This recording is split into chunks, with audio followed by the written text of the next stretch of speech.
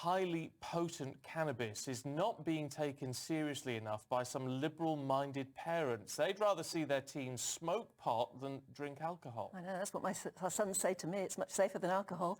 Professor Sir Robin Murray from King's College London said the use of high-strength skunk is causing around a third of the psychosis cases he sees in his London practice. Well, it comes as London is to relax drug laws by no longer prosecuting young people caught in possession of cannabis. Instead, educational courses will be offered about the dangers that drugs pose.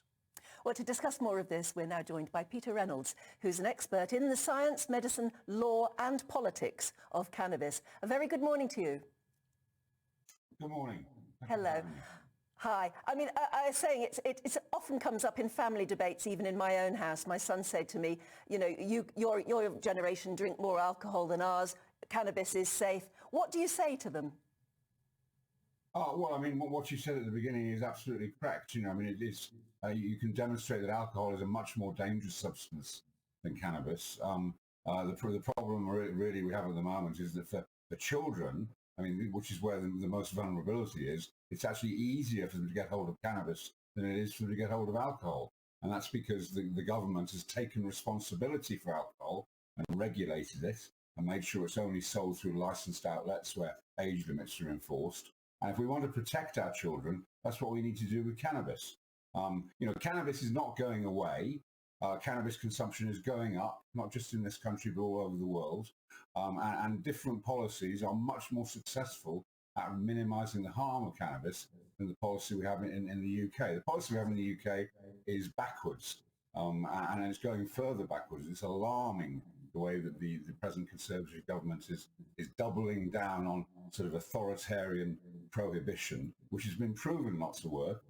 If you look at what's happening in the States at the moment, Nora Volkow, who is the director of NIDA, National Institute of Drug Abuse, has said she has never seen such a dramatic fall in the number of children or underage people using cannabis.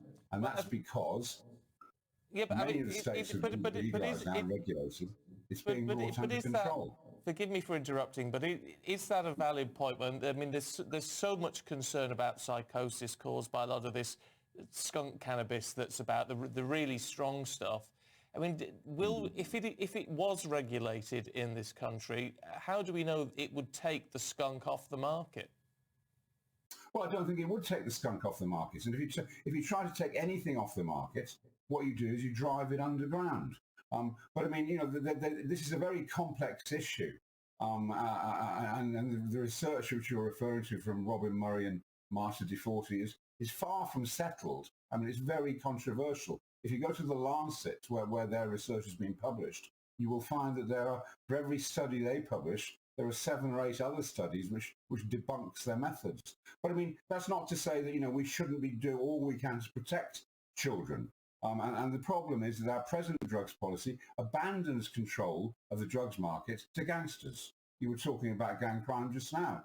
And really, we're allowing the gangsters to run this market. And the more, if we say this substance is dangerous, and it can be dangerous for a few young people, if we say it's dangerous, then the last thing we want is gangsters running the market. And yes, that's what we're allowing to happen when we can see in other jurisdictions that bringing the market under control, legalizing and regulating is much more effective. That's why Canada has legalized. That's exactly why Justin Trudeau said they wanted to legalize in Canada. It's been a great success, and it's been a great success in the States. And of course, Germany has reached the same conclusion and is about to legalize probably in the coming 12 months.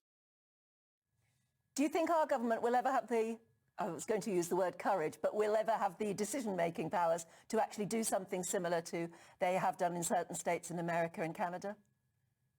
Oh, well, I think courage is the right word, and I think they will be forced into it kicking and screaming, because the more you crack down on something like this, the more difficult you try and make it for the market to operate, the more the price will go up, the more the gangsters will be interested in it, the more street dealers they'll push out there, and the worse the whole situation will get. Prohibition doesn't work. It fundamentally doesn't work, because what you're doing is you're fighting against the communities you're supposed to be protecting. You know, if our present drugs policy supports the gangsters' business model.